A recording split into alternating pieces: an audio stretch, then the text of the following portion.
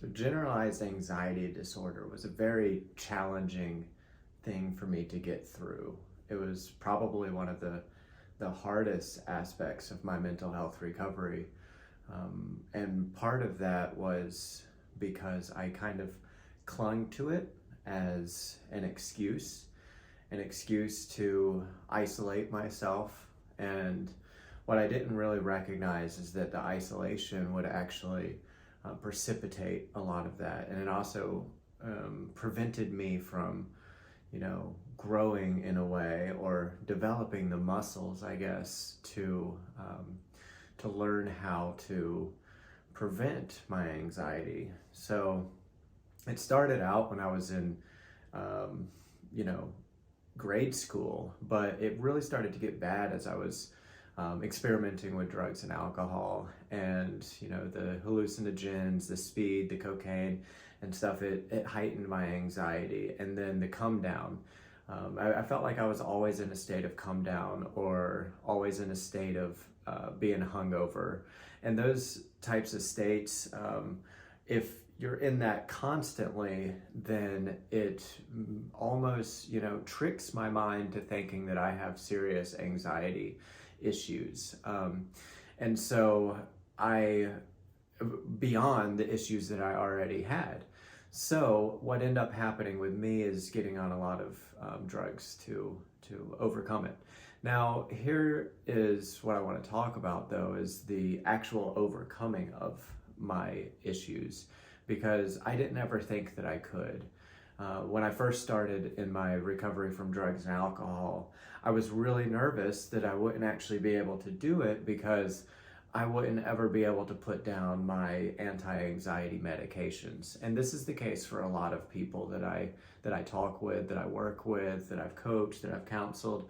And it's these medications that we're on, like Xanax, that really dub down our senses. And they actually work really well for the anxiety, for the generalized anxiety disorder, for the physiological effect of anxiety, and the fears that we have.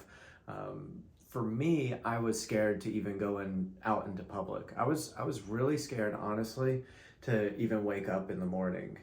I was scared to the first conversation. So my Xanax came before my coffee, right? The first conversation that I would have, I would want to make sure that my meds had kicked in. And so when I decided to finally try life without them, it was a very daunting and very scary thing for me to do. And I remember thinking that my heart was going to explode. I felt like my heart was going to explode, or I was going to throw up. I was scared, I was nauseous, I was all sorts of things were going on inside of my head.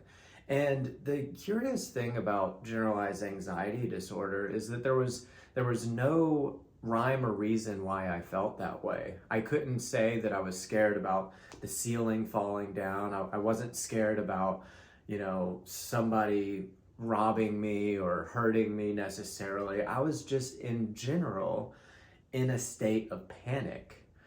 And there's a lot of science why, and I understand that now, but I didn't understand that then. And I didn't understand that it was actually a very simple thing that I could start doing to overcome that anxiety. So what I started doing was actually just subjecting myself to it. So I would go to the grocery store and I would walk through it and say, you know what, it's going to be okay. I just kind of trusted the process, right? And I experienced that anxiety, I experienced that panic, and after time, I would experience that panic, and then I would get through it, and I would go, oh my gosh, I just got through it. How amazing.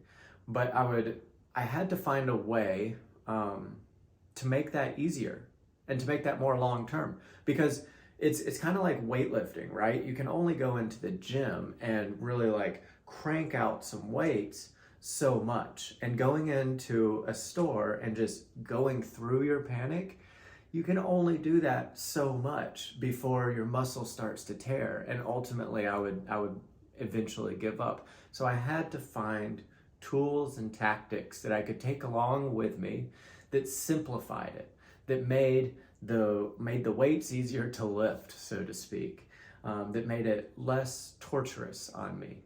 And so I started researching. I had learned a lot about mindfulness and meditation. So I started looking into that, and I was also doing a lot of, physical training for my first triathlon.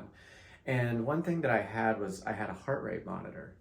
And I recognized one day while I was, and I kind of knew the science behind this, but I didn't really appreciate it.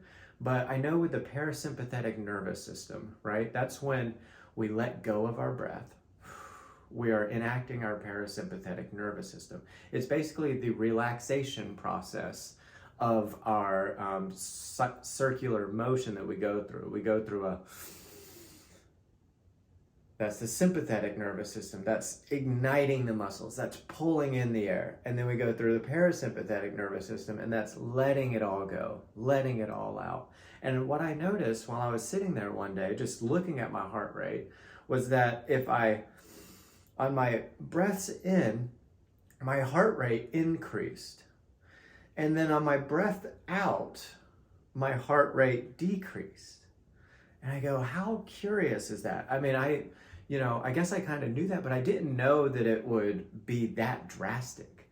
I didn't know that the amount of letting go was completely commensurate to the amount of physiological response that I would benefit from in my life. And so here we go now into the grocery store setting where initially my heart rate would be pounding and pounding and pounding to the point where I thought that I was going to throw up. Well, now I had a new technique. Now, before I would go into the grocery store, I would concentrate on the letting go breath. So I would go into my car, take a deep breath in, and then I would concentrate real deeply, even looking at my watch. I would concentrate on the letting go process. I would let go, and I would watch my heart rate decrease.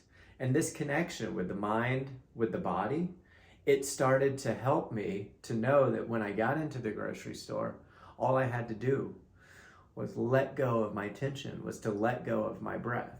And so that's what I did. I started applying that to my steps throughout the grocery store. And I didn't have to force it anymore. I didn't have to confront it with all my muscle anymore. I didn't have to confront it with all my fear anymore. And so it freed me, recognizing that on the inhale, I'm igniting something inside of me. And on the exhale, I'm releasing it all.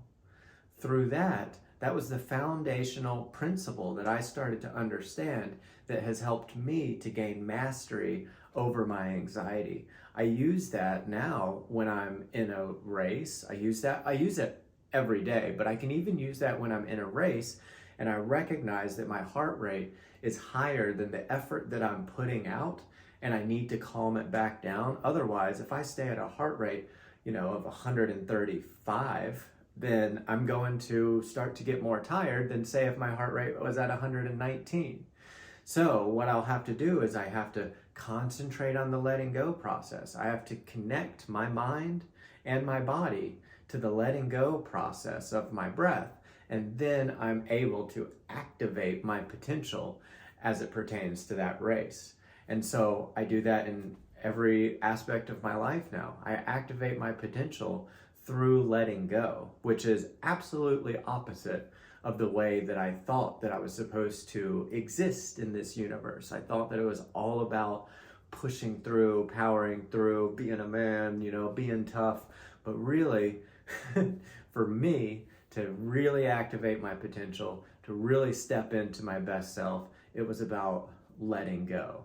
And here's the beautiful thing, is that once I started to understand that when it came to the physiological and anxiety, I also started to recognize that same aspect when it came to emotions. So sometimes emotions would come up that cause anxiety. When those emotions come up, it's just about letting it go. It's about taking it in, feeling it with the sympathetic nervous system, feeling that emotion, and then recognizing that it's circular, that it's a cycle, that it's going to come in and it's going to go right back out. It's going to come in and it's going to go right back out. And you just kind of ride that wave. And it is a beautiful place to exist. I don't always remember it. Sometimes I get caught. Sometimes I get caught in my emotions or caught in my anxiety. And when I do, the physiological response now, the physiological response to that heart beating high, the anxiety increasing, that physiological response is so distasteful. It's just something that I don't like to experience anymore, to the point that it reminds me, oh wait, I'm experiencing what I don't like to experience, and now I have the tools to be able to get out. And now I hope that through this video, you might have those same tools, that you too can get out if you want to. Get out of your anxiety. Get out of those emotions that are causing you hardship. Well, that's it for today. I love you. Thank you for joining me.